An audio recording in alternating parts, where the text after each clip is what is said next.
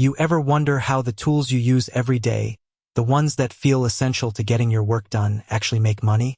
I mean, we all use them, but behind the scenes, how do companies like Asana turn a free project management tool into a multimillion-dollar business? It's a question that gets at the heart of the modern tech world. We see a shiny, user-friendly product that's free to start with, and we think, great, this is perfect for my small team. But then our needs grow. We want more features, more control, more power. And that's exactly where Asana's business model begins to click into place. Asana isn't just selling a product. They're selling a solution to a problem. The problem is a lack of clarity and organization. It's the chaos of 100 different to-do lists, scattered emails, and endless chat threads. And their solution, a single, unified platform where all of your team's work lives. The brilliance is in how they monetize that solution. At its core, Asana operates on a subscription-based or freemium model. This is a business strategy you see everywhere, from Spotify to Dropbox. The idea is simple. Give people a taste of the product for free, and then offer a series of paid tiers with increasingly powerful features. The free plan is the gateway. It's what gets individuals and small teams hooked. It lets you create tasks, organize projects, and collaborate with your team, and it's genuinely a great tool for that. But as your team expands and your projects become more complex, you start to bump up against the limitations of that free plan. This is where Asana's paid plans come in. They're designed to grow with your business. The starter plan, for example, is for growing teams that need to track their project's progress and hit deadlines. It adds things like timeline and board views, which are game changers for visualizing a project's timeline and dependencies. Then there's the advanced plan, which introduces features for managing a portfolio of work and goals across departments. This is for a company that's getting serious about its operational efficiency.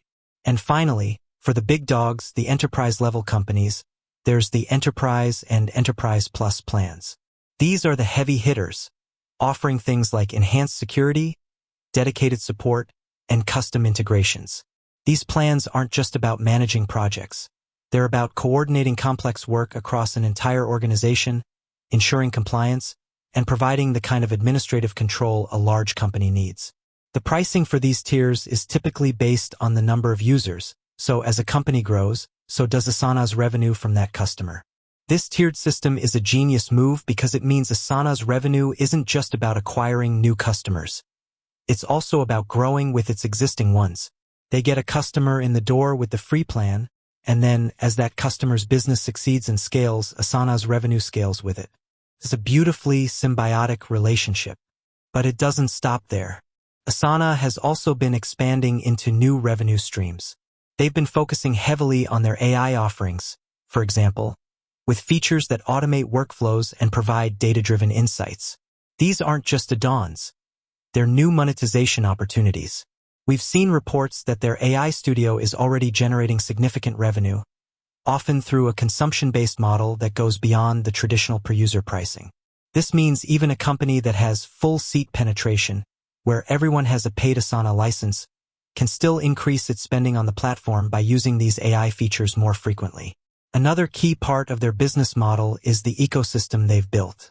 Asana integrates with a vast array of other tools, like Slack, Microsoft Teams, Google Drive, and Zoom.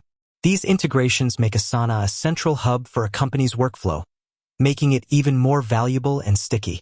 The more a company relies on Asana to connect its various tools, the harder it is for them to leave. This network effect locks in customers and reinforces the value of their subscription.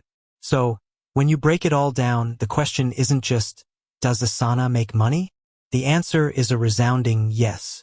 But the more interesting question is, how do they do it so effectively? It's not just a single revenue stream, but a clever combination of strategies. It's the freemium model that acts as a powerful lead generator. It's the tiered subscription plans that cater to businesses of all sizes. It's the focus on growing with their customers, rather than just acquiring them. And it's the continuous innovation into new areas like AI, which creates additional and often more valuable revenue streams.